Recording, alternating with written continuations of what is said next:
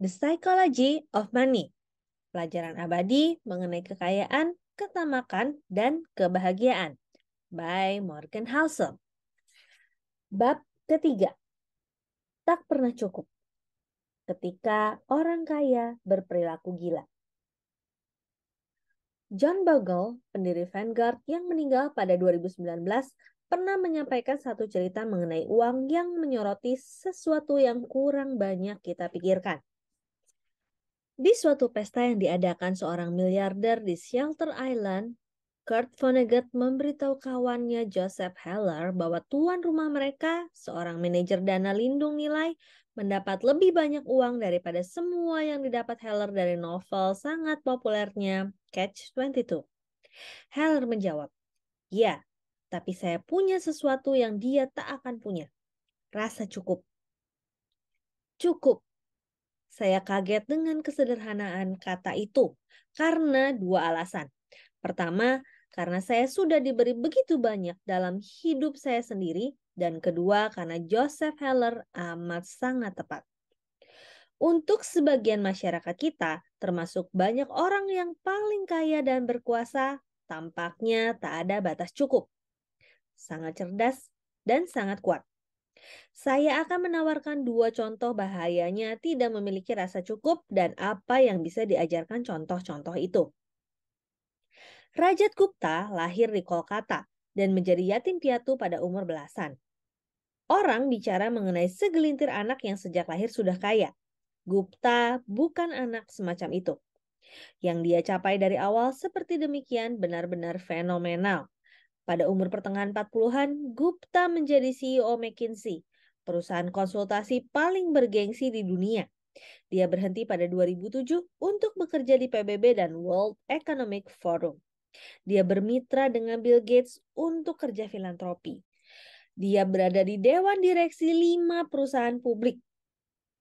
Dari kawasan kumuh Kolkata, Gupta berubah menjadi salah satu pebisnis paling sukses yang masih hidup sekarang.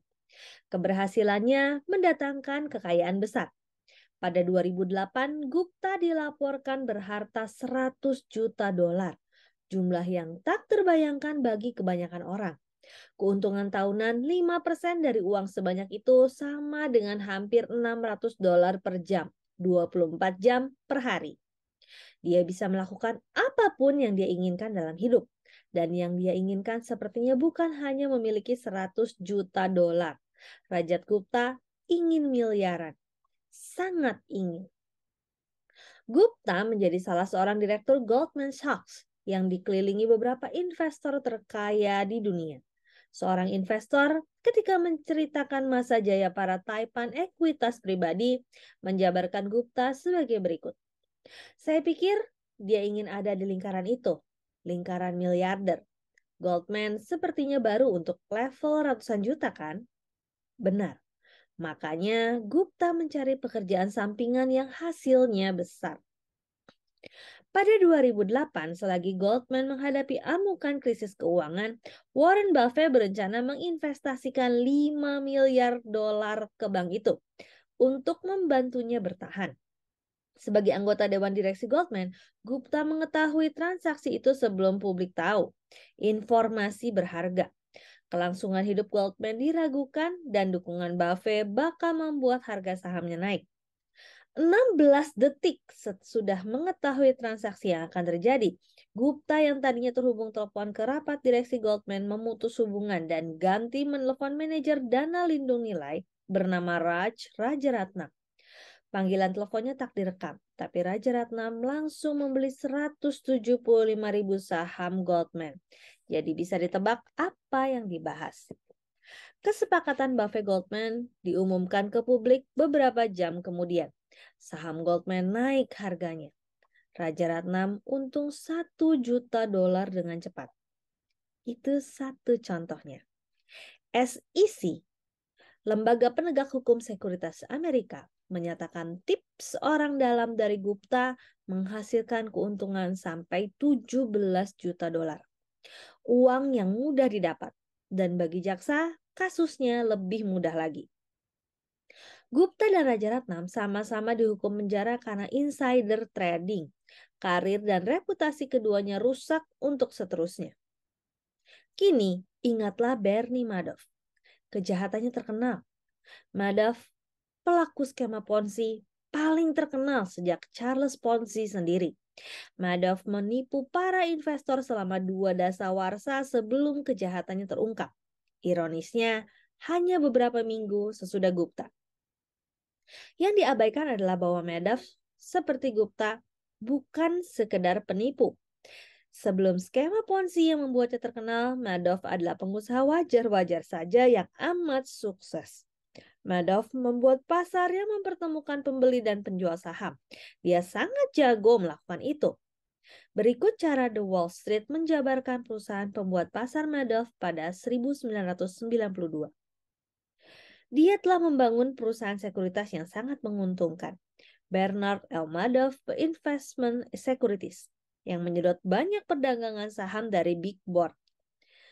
Volume perdagangan rata-rata $740 setiap hari yang dilakukan secara elektronik oleh perusahaan Madoff setara dengan 9% volume NYSE. Perusahaannya bisa melakukan jual beli begitu cepat dan murah sehingga bisa membayar perusahaan pialang lain 1 penny per saham untuk melaksanakan perintah konsumen, sambil mendapat laba dari selisih harga penawaran dan permintaan sebagian besar saham yang diperjualbelikan.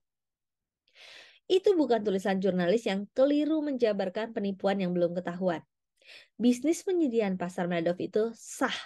Seorang mantan staf berkata bahwa cabang penyediaan pasar di bisnisnya beromset antara 25 juta dan 50 juta dolar per tahun. Bisnis sah Bernie Madoff yang bukan tipu-tipu jelas sangat berhasil. Dia jadi sangat kaya karenanya secara halal. Namun, tetap saja ia kemudian menipu.